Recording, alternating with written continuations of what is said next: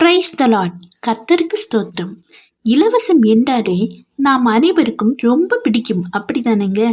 ஆனால் சில காரியங்கள் இலவசமாக கிடைக்கிறது என்பதாலேயே பல நேரங்களில் நமக்கு அதன் அருமை தெரியாமலேயே அதை புறக்கணித்து விடுகிறோம். உதாரணமாக ஒரு கதையை பார்ப்போமா?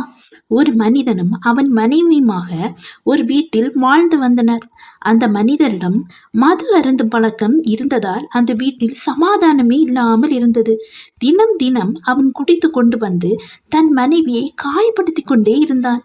ஆனால் அவன் மனைவியோ அவனை மிகவும் நேசித்தாள். ஆனால் அந்த மனிதன் அவனது மனைவியின் அன்பை புரிந்து கொள்ளாதவனாய் நெடுநாளாய் இருந்ததினால் ஒரு நாள் அவன் மனைவி நோய்வாய்ப்பட்டு இறந்தே போனாங்க.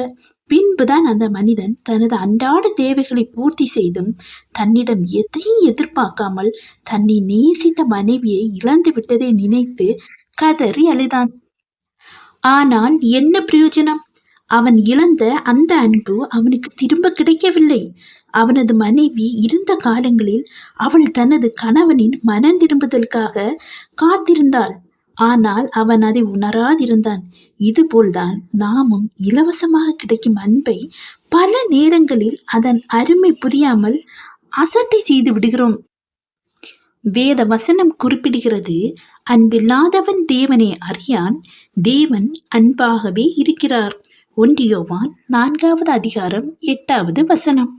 இது போலதாங்க இயேசுவின் அன்பை பற்றி நாம் கேள்விப்படும் போதும் நமக்கு அறிவிக்கப்படும் போதும் நாம் அதனை ஏற்றுக்கொள்ள மறுக்கிறோம். ஆண்டவர் இயேசுவின் வருகை வரை நமக்கு இந்த அன்பு அறிவிக்கப்பட்டு கொண்டிருக்கலாம்.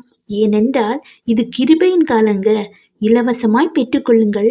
உலக அன்பு நம்மை ஏமாற்றும், தேவ அன்பு ஒருபோதும் நம்மை ஏமாற்றாது. ஒரு தாய் தான் பெற்றெடுத்த குழந்தையை முதலில் பார்க்கும்போது தான் 10 மாதங்கள் பட்ட பாடுகளை மறந்து அவ்வளவும் மகிழ்ச்சி அடைகிறாங்க. அதுபோலதாங்க நமது வேதாகமத்தில் ஏசாயா 49ஆம் அதிகாரம் 15ஆம் வசனத்தில், ஸ்திரீயானவள் தன் கர்ப்பத்தின் பிள்ளைக்கு இறங்காமல் தன் பாலகனை மறப்பாளோ? அவர்கள் மறந்தாலும் நான் உன்னை மறப்பதில்லை என்று நமது வேதாகமத்தில் குறிப்பிடப்பட்டுள்ளது. நமது கர்த்தராகிய இயேசு கிறிஸ்துவும் நமது ஒவ்வொருவரின் மனம் திரும்புதலுக்காக நம்மை ஒரு குழந்தை போல பாவித்து நம்மீது தமது அன்பை வெளிப்படுத்தும் பொருட்டு இறைமகன் மனிதனாய் இப்பூமியில் வந்து நமது பாவங்களுக்காக சிலுவை பாடுகளை ஏற்று மரித்து 3ஆம் நாள் உயிர் தெழுந்தாருங்க. நமது பாவங்களுக்காக எந்தவித எதிர்பார்ப்பும் இன்றி தன்னையே தந்த நிரந்தரமான ஈடு இணையிட்ட தேவ அன்பையும் சமாதானத்தையும் நாம் இலவசமாக பெற்றுக்கொள்ள முடியுங்க. எப்படின்னு கேக்குறீங்களா? இயேசு உங்களை நேசிக்கிறாருங்க.